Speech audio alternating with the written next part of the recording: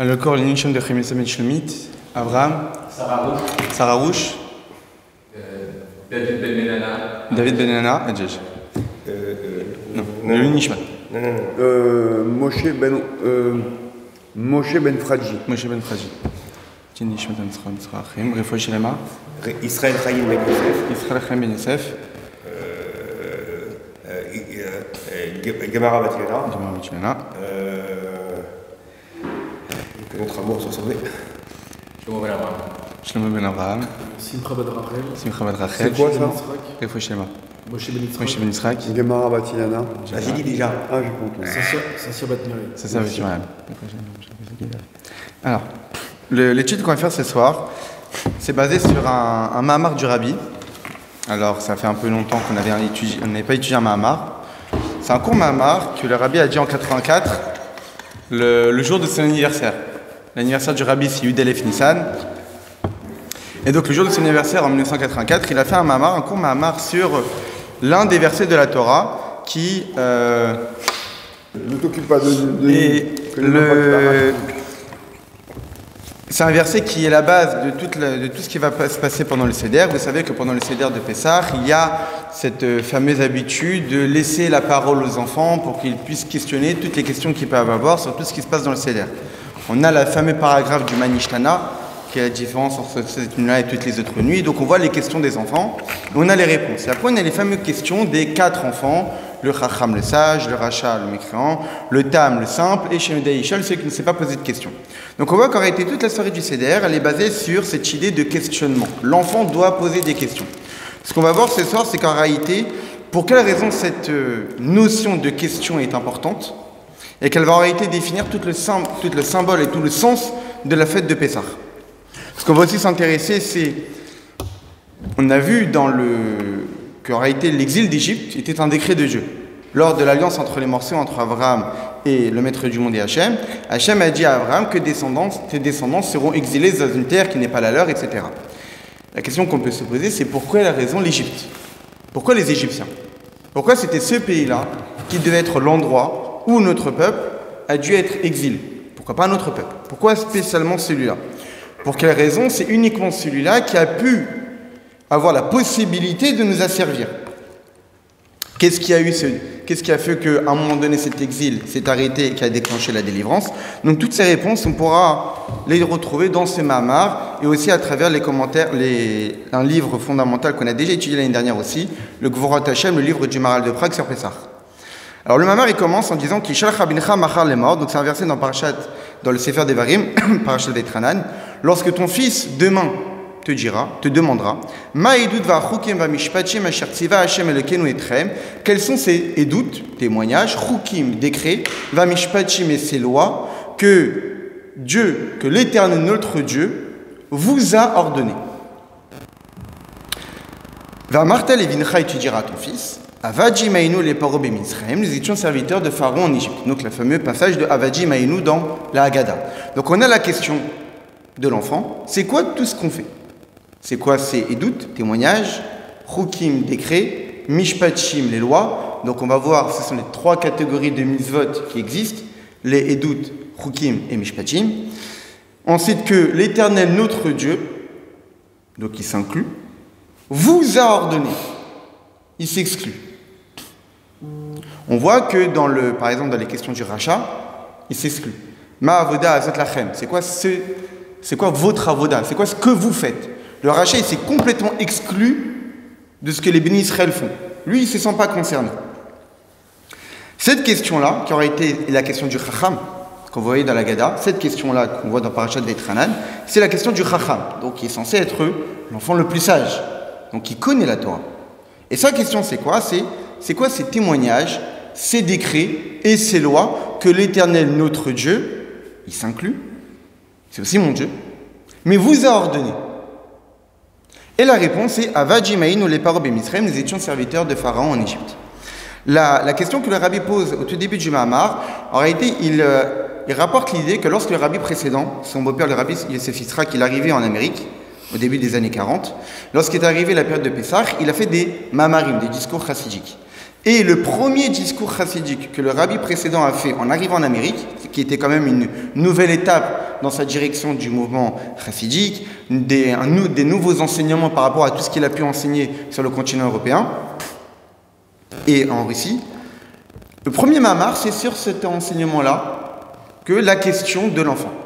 Et le rabbi s'intéresse en disant, mais mon beau-père le rabbi, il aurait pu, dès le départ, lorsqu'il veut parler de la fête de Pessah, parler des sujets les plus fondamentaux. La mitzvah de Pessah qui est de manger la matzah. Il y a plein de discours chassidiques qui s'intéressent à la notion de la mitzvah de manger la matzah. Quelle matzah on mange? Est-ce que c'est la matzah qui était avant la sortie d'Égypte ou celle après la sortie d'Égypte? Lorsqu'on s'intéresse au texte, ce n'est pas du tout la même matzah. Il y avait une matzah qu'on avait l'obligation de manger avec le korban de Pessah, le soir de la sortie d'Égypte. Il y avait une autre matzah qu'on aurait voulu faire du pain, mais qu'on n'a pas eu le temps, on est sorti précipitamment, ça n'a pas eu le temps de monter, ça en fait de la matzah. En réalité, il y a deux catégories de matzah. Et toutes ces notions-là sont expliquées dans les discours chassidiques. Pourtant, les rabbis précédents ont préféré s'intéresser à un autre sujet, qui a priori pourrait paraître secondaire dans le sort du Seder. La notion de question. Certes, on veut que les enfants posent des questions. Déjà, il faudrait se poser la question, pourquoi? Pour quelle raison on dit que Pessah, c'est une fête où on met en avant les enfants, on met en avant l'éducation. Pourquoi? Qu'est-ce qu'il y a dans cette fête où on nous demande de favoriser, de valoriser l'action, la présence des enfants? Pour quelle raison dans d'autres fêtes on n'a pas cette idée-là? Certes, elle est là cette idée, mais ça vient après d'autres notions plus importantes. Surtout que les questions de l'enfant sont basées sur quelle est la différence entre cette nuit et les autres nuits, matzah, chametz, donc l'enfant pose des questions sur la matzah. Pour quelle raison on boit à coudée par rapport aux 4 cubes de vin, pourquoi on trempe, etc. C'est-à-dire qu'en réalité, les questions des enfants sont basées sur les notions fondamentales de la fête. Donc normalement, si on veut s'intéresser au sens de la fête, on devrait s'intéresser aux sujets sur lesquels l'enfant pose la question, non pas à la question elle-même. La question ne vient qu'après les notions fondamentales de la fête. D'abord, on s'intéresse à la matzah, qui est cette différence du chametz, les 4 coupes de vin, qui est une mitzvah des chachamim, de nos sages, de boire les 4 coupes de vin, le korban Pessah, la notion de liberté, qu'il faut raconter la sortie d'Égypte. Non, on s'intéresse tout d'un coup, on valorise l'idée que des questions doivent être posées. Pourquoi? Pourquoi cette importance aux questions? Alors le rabbi répond en disant une notion qu'on avait déjà étudiée l'année dernière, cette idée que la sortie d'Égypte en réalité est la naissance du peuple juif. Au début, nous étions des individus, mais lors de la sortie d'Égypte, nous sommes devenus un peuple. C'est notre naissance, c'est notre date de naissance, notre date d'anniversaire, c'est la sortie d'Égypte, comme cela est raconté dans la prophétie de Yézéchiel, que lors de la sortie d'Égypte, que lors de la sortie d'Égypte, nous sommes devenus une nouvelle entité. Au départ, nous étions des individus. Aujourd'hui, nous sommes devenus, lors de la sortie d'Égypte, un peuple soumis à Akadosh Baruch Hu. Nous sommes devenus une nouvelle existence, comme on le verra plus particulièrement après dans les mots du Maharal de Prague. Et donc, puisque chaque année, nous revivons les événements que notre peuple a vécu, comme c'est marqué dans la Megillah, Ayam Imaïlo Niskarim Venaasim. Ces jours-ci sont Niskarim, on s'en souvient, Venaasim et se réalisent. Dans notre tradition, dans la Torah de l'Emizot, il n'y a pas de commémoration. Lorsqu'on va faire Pessah, on ne va pas se réunir pour se souvenir de la sortie d'Égypte. Ce n'est pas l'idée fondamentale. Lorsqu'on a fait Purim, on ne se souvient pas de Purim. Lorsqu'on fait Hanouka, on ne se souvient pas de Hanouka. On vit Hanouka. On vit Purim. On vit la sortie d'Égypte. Pour quelle raison? Parce qu'en réalité, lorsque Akadosh Baruch Hu, il a fait en sorte qu'il y a eu cet événement de la sortie d'Égypte, nous explique le Ramaz, le commentaire du Zohar, et le Chida, dans son livre Le David, que le Rabbi rapporte, qu'en réalité, lorsqu'il y a eu cet événement de la sortie d'Égypte, il s'est passé un dévoilement divin. Il s'est passé des choses, comme on souvent l'étudie le lundi soir. Ce qui se passe dans ce monde ne sont que les répercussions, les conséquences de ce qui se passe dans les mondes spirituels. Ce monde n'est qu'un reflet, n'est qu'un miroir de ce qui se passe profondément dans les mondes spirituels. Donc s'il y a eu sortie d'Égypte, c'est parce qu'en réalité, dans les mondes spirituels, il y a eu un dévoilement divin qui a provoqué la sortie d'Égypte, comme on le verra. Le dévoilement de l'essence même de Dieu. Ce dévoilement-là a lieu à une certaine date, le 15 Nissan de l'année 2448. Eh bien, en réalité, tous les 15 Nissan, le même événement spirituel se répète. C'est pas qu'on va être assis autour de notre table pour se souvenir de ce que nos ancêtres ont vécu. Mais on va vivre ce qu'on est en train de vivre. Quand chaque génération, nous avons l'obligation de nous considérer comme étant sortis d'Égypte. Alors oui, dans le texte de l'Agada, on nous répond clairement pourquoi. Parce que si Dieu ne nous avait pas libéré nos ancêtres en Égypte, aujourd'hui nous serons encore asservis à Pharaon, pas le même Pharaon, mais à un autre Pharaon. Mais en tous les cas, on serait encore en Égypte. Pour quelle raison? Parce qu'il y a seulement Dieu qui a été capable de nous sortir d'Égypte, vu comment c'était agencé à l'époque. Il était impossible qu'un esclave puisse sortir d'Égypte. La seule possibilité, c'est que c'était venu d'une intervention divine hors du commun, qui est l'intervention de Dieu lui-même. Ce qu'on voit de là, c'est qu'en réalité, lors de la sortie d'Égypte, le peuple juif est né. Eh bien, chaque année, le soir du 15 Nissan, c'est aussi notre naissance. Nous avons une nouvelle naissance, une renaissance. Nous existons de nouveau.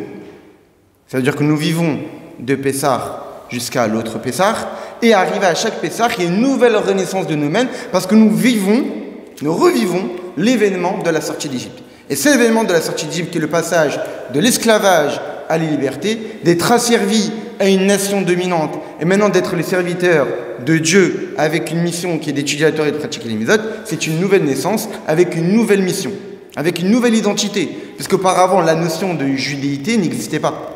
C'est à partir de la sortie d'Égypte où nous avons, entre guillemets, effectué la cérémonie de la conversion. Nous avons fait la circoncision lors de la sortie d'Égypte. Nous avons offert des sacrifices lorsque nous sommes arrivés au pied du mont Sinaï, et le mikvé, nous sommes devenus des juifs.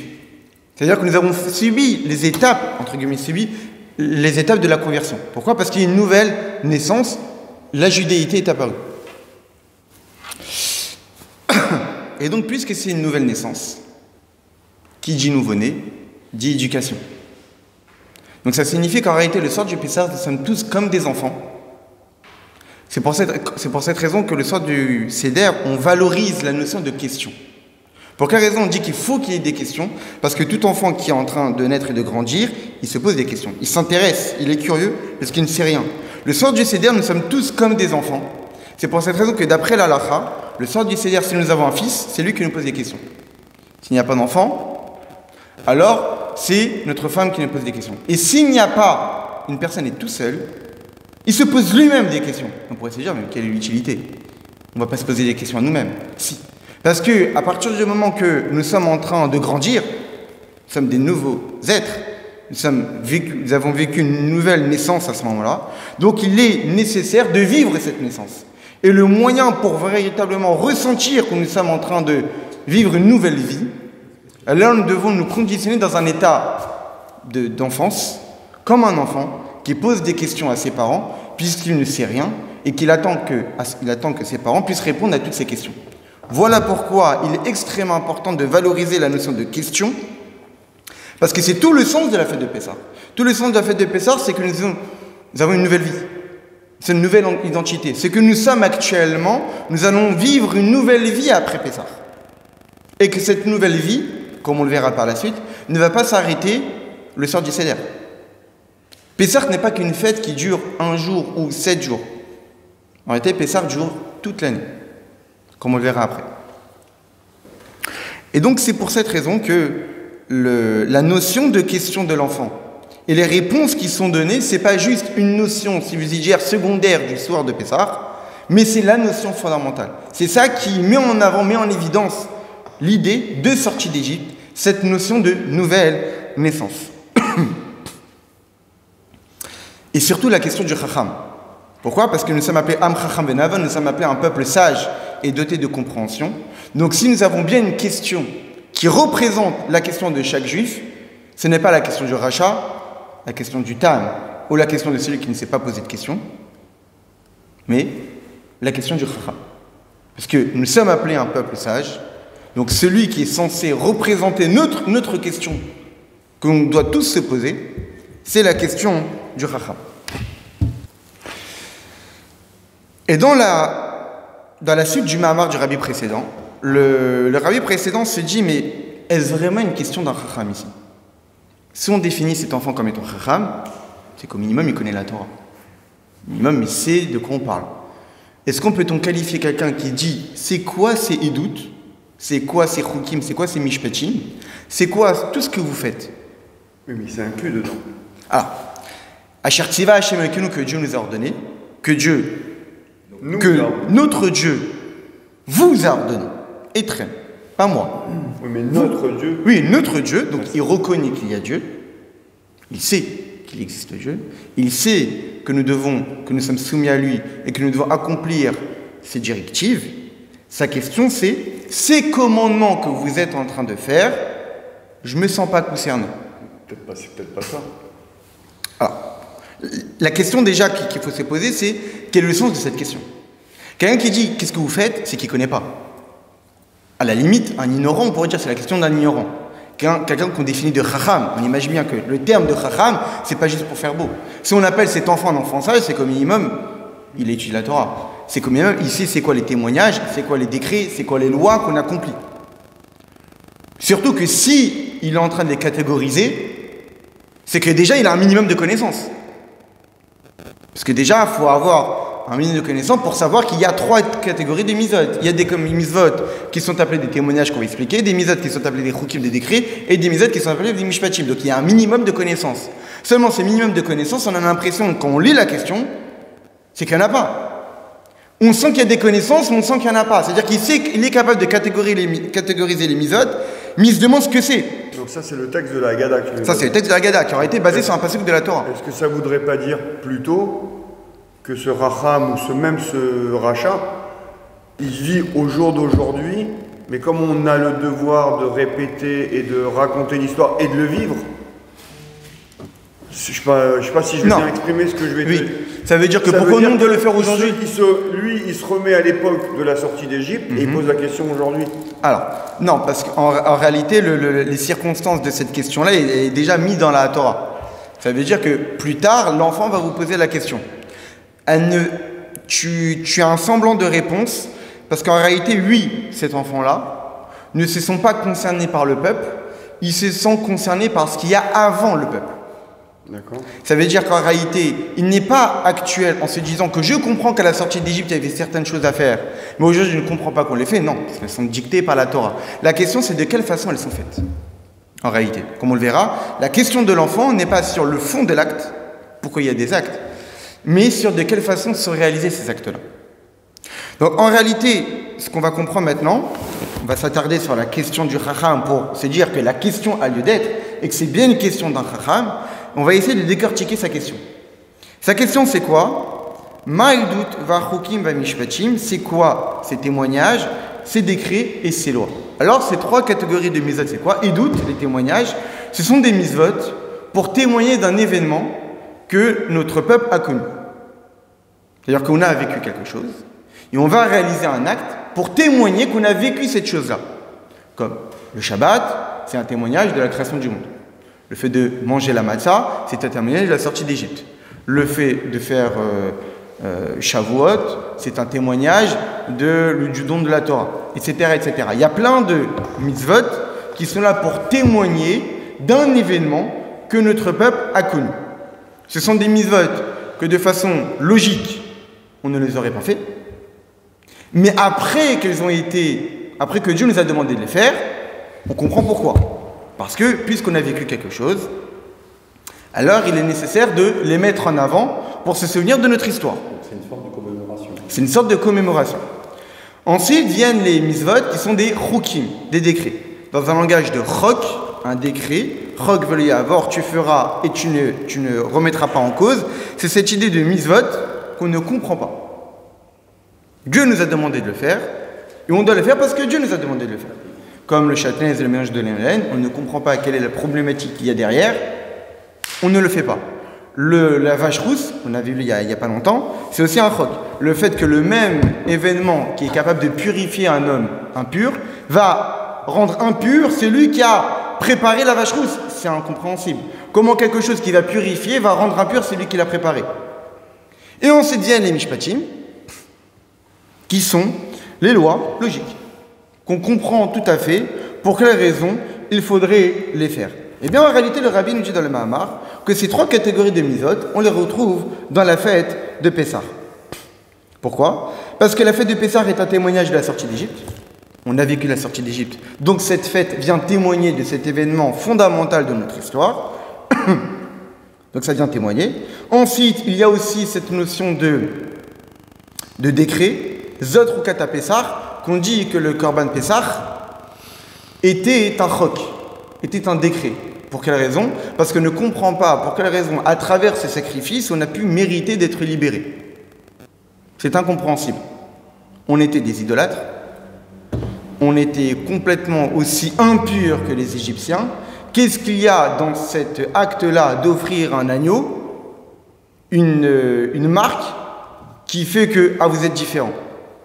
On ne comprend pas véritablement dans ce sacrifice un acte si important qui nous différencierait de tous les Égyptiens, sachant qu'à priori on était exactement comme eux. Autant idolâtres qu'eux. Au point qu'on dit le maître que si Dieu avait attendu ne serait-ce qu'un seul instant supplémentaire, on n'aurait pas pu sortir parce qu'on était à 49e porte d'impureté. Donc on voit que la fête de Pessah regroupe en elle la notion de témoignage, souvenir de la sortie d'Égypte, la notion de Chukim, le Korban Pessah, et la notion de Mishpatim. Pourquoi? Parce que c'est logique de faire Pessah. Parce qu'à partir du moment que nous étions des esclaves et qu'on a notre maître qui nous a libérés et qui nous a aussi gratifiés d'une richesse par la suite, le minimum, c'est de le remercier et de lui faire des louanges. Comme la fête de Pessah, on fait le Hallel, etc., etc. Donc, dans la fête de Pessah, on a les trois aspects des Mizot. On a la notion de témoignage, on a la notion de décret, et on a la notion de loi tout à fait logique. Et puisque dans la fête de Pessah, on a ces trois idées-là, et que la fête de Pessah est une fête générale, klalite, c'est pour cette raison que la coutume Chabad, par exemple, dans votre Agada, dans certaines Agadotes, à la fin de l'Agada, la coutume est de dire « Maintenant c'est fini le Seder de Pessah ». Chassal Seder de Pessah. Dans l'Agada, chez Chabad, la coutume n'est pas de dire cette phrase. Pour quelle raison? Parce qu'on considère que Pessah n'est jamais fini. Pourquoi? Parce que comme c'est une fête fondamentale, qui est notre naissance, qui a fait de nous, le peuple juif, et qui a créé notre lien avec Akadosh Baruch Hu, et qui est même à l'origine du nom de la Torah, est à l'origine de leur entrée en Eretz Israël, est à l'origine de tout. Tout a commencé d'une certaine façon lors de la sortie d'Égypte. Cette fête-là n'est pas juste une fête qui dure 1 jour ou 7 jours dans notre calendrier, mais c'est une fête en continu qui déborde tous les jours de l'année. Pour faire en sorte que notre vie en tant que juif durant toute l'année puisse être un juif qui est sous l'influence de la fête de Pessah, cette idée de se dépasser, Pessah c'est-à-dire sauter comme on le verra, cette idée de dépasser, de créer un lien avec Akadosh Baruch Hu, de reconnaître que Dieu nous a libérés à chaque instant, comme le dit Admor Zaken de l'Etania, que c'est pas seulement Bechol Dorvador, pas seulement chaque génération devait nous considérer comme étant sortis d'Égypte, mais Bechol Yom Vayom, que chaque jour. Rien ne peut dire que c'est un point d'origine. Pourquoi on ne dit pas que le point d'origine, c'est le don de la Torah? Le point de l'origine, c'est l'apothéose de la sortie d'Égypte. Ça veut dire que sans la sortie d'Égypte, comme on l'avait étudié, sans la sortie d'Égypte, il n'y aurait pas eu le don de la Torah. On a bien vu que pendant la sortie d'Égypte et jusqu'à le don de la Torah, il y a eu un Vaudor. Oui. Quelque part, le point de départ, c'est pas forcément. Il y a eu un oui. épisode. Oui, mais ça veut dire que c'est là que notre existence est apparue. Et ça veut dire que, comme de la même façon que notre date d'anniversaire est une date extrêmement importante, c'est le jour de Mazal Gover, c'est le jour où on a un dévoilement de spiritualité, parce que c'est le jour où notre Neshama est descendu, c'est le jour où on nous a donné tout le potentiel spirituel pour réaliser notre mission. Et lorsqu'on arrive au jour de notre anniversaire, on fait une sorte de bilan pour remettre en question qu'est-ce qu'on a fait de ce potentiel et qu'est-ce qu'on est capable de faire maintenant. Ça veut dire que la fête de Pessah est une sorte de remise en question, de rappel. Nous sommes nés. C'est-à-dire que tout ce qui fait ce que nous sommes en tant que peuple juif, c'est grâce à cette date. C'est la sortie d'Égypte. Le don de la Torah est une réalisation, est une conclusion. Même pas, c'est vraiment la rentrée en Eretz Israël qui était plutôt la conclusion, comme on le voit dans les Dayenu. Dans les fameux 15 Dayenu de la Gada, on voit qu'on a depuis la sortie d'Égypte jusqu'à la construction du temple, jusqu'à rentrer en Eretz Israël, la construction du temple. C'est-à-dire qu'en réalité, l'idée qu'on dit que Pessah est un chaklali, est une fête générale, c'est parce qu'en réalité, c'est à travers cette fête-là que tout est inclus. Même énormément de misot, on les fait en souvenir de la sortie d'Égypte. Le Kiddush, dans le texte du Kiddush, on se souvient de la sortie d'Égypte. Le Shabbat, on se souvient de la sortie d'Égypte. Les Tfilin, on se souvient de la sortie d'Égypte. Et plein d'autres misot, même la Souka, on se souvient de la sortie d'Égypte. On a plein d'autres misot, énormément, qui s'en souviennent de la sortie d'Égypte. Pour quelle raison? Parce que c'est la base. C'est l'essentiel, c'est l'essence de qui on est. Nous sommes un peuple qui est sorti de la servitude à la liberté. Nous sommes un peuple, comme dit le Maral de Prague, qui fondamentalement, nous ne pouvons plus être des serviteurs. Dans notre ADN, nous sommes un peuple libre. Libéré du Yetzirah, libéré de cette idée d'être soumis à nos tentations, à notre désir. Nous sommes un peuple capable de nous dominer, d'aller à l'encontre de tout ce qu'il peut y avoir dans le monde, parce que fondamentalement, nous sommes nés du miracle, nous sommes nés de l'impossible. L'Égypte était un pays fermé, et nous sommes sortis de ces pays-là. Notre ADN, c'est cette idée de sortir des étroitesses. C'est pour cette raison que l'Admor Zaken dit que chaque jour, on doit se souvenir de la sortie d'Égypte. Pour quelle raison? Parce que cette idée de sortir de l'étroitesse, c'est l'identité juive. Un juif, c'est pas un juif qui stagne. Un juif, c'est forcément quelqu'un qui sort, qui se dépasse. Pourquoi l'Égypte? Ah, on va y arriver. Et donc, puisque Pessah, c'est la source de tout ce qui se passe durant toute l'année, et ça, les mots du Rabbi ici sont très forts. Qu'est-ce qui fait que dans nos mitzvot, on a 3 catégories de mitzvot? Pour quelle raison on a des mitzvot qui sont compréhensibles? Pour quelle raison on a des mitzvot qui sont des témoignages? Pour quelle raison on a des mitzvot qui sont incompréhensibles? Parce que dans Pessah, il y a les deux. C'est la fête de Pessah, puisque l'identité de Pessah regroupe les 3, que c'est un témoignage, un souvenir de la sortie d'Égypte, que le Korban Pessah est quelque chose d'incompréhensible, que la fête de Pessah c'est quelque chose de logique, on est censé remercier Dieu et faire de louange à Dieu, à celui qui nous a libérés, puisque Pessah regroupe ces 3 idées-là. Alors dans les 613 mitzvot, on a ces 3 catégories de mitzvot. Donc qu'est-ce qu'on voit ici? On voit ce qui les différencie, les mitzvot. Mais le point commun aux mitzvot, s'il y a bien un point commun, c'est l'action, un acte. Les mitzvot, c'est actif. Ça nécessite un acte physique et concret pour être réalisé. Même les mitzvot, qu'on pourrait dire, ce sont des mitzvot du cœur, ce qu'on appelle chovot alevavot, comme l'amour de Dieu, la crainte de Dieu. Eh bien, on est censé aimer Dieu et craindre Dieu au point que ça puisse avoir un effet sur notre physique. Le Rabbi de Nsicha, il explique cette notion qui n'est pas forcément évidente à atteindre, mais qui existe. Il rapporte plusieurs histoires. L'une des histoires, c'est que lorsque, par exemple, l'Admor Zaken, c'était le jour de Rosh Hashanah, et qui utilisait de la mida ou fren ten par decha, et ainsi donne ta peur. Donc c'est un moment où il ressentait la grande crainte de Dieu. Il était incapable de finir le mot par decha, tellement qu'il y ressentait la crainte de Dieu, qu'il s'est arrêté en pleine amida et il s'est roulé par terre. L'Admor Zaken. Pour quelle raison? Parce qu'il ressentait la crainte de Dieu, et toute sa stature d'être humain debout, droit, elle s'est complètement retrouvée par terre. Et après que ce moment de ressenti de crainte s'est calmé, il a pu se relever et continuer l'amida. Un autre épisode que le Rabbi raconte, c'est qu'une fois, on a versé au Tzemar Tzedek de l'alcool à 98 degrés. Il a bu un verre entier de l'Echaim, avec un degré aussi fort. Il n'y a eu aucun effet sur lui. C'est que n'importe quel être humain, en buvant un verre entier d'alcool à 98 degrés, il ne peut pas rester indemne.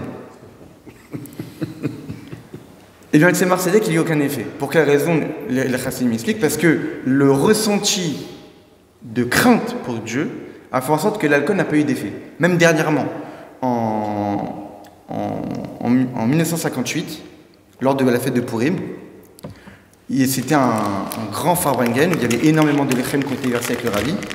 Et il y avait un chassid qui versait le lechem au Rabbi. Et le Rabbi lui demandait aussi de dire beaucoup lechem.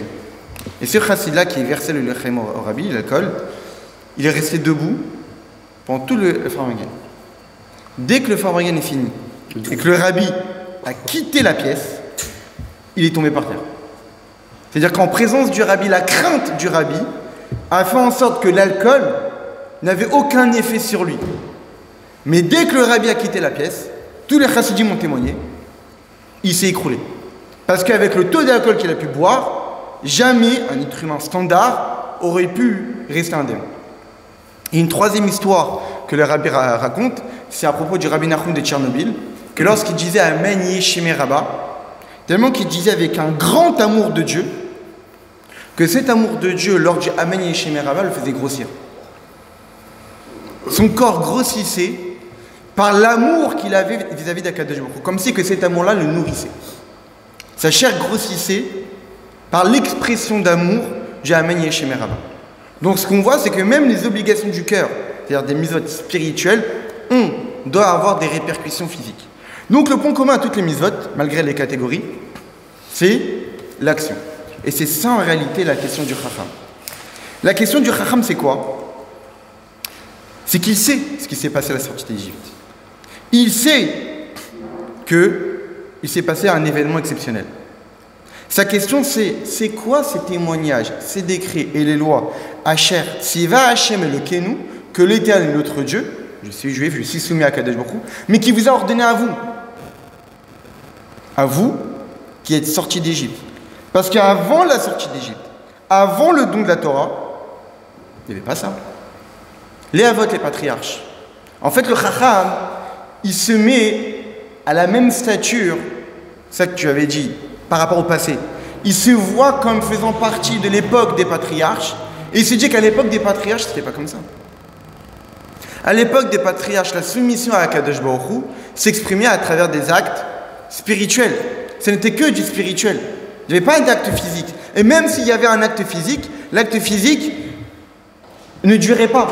Le spirituel s'exprimait dans le matériel.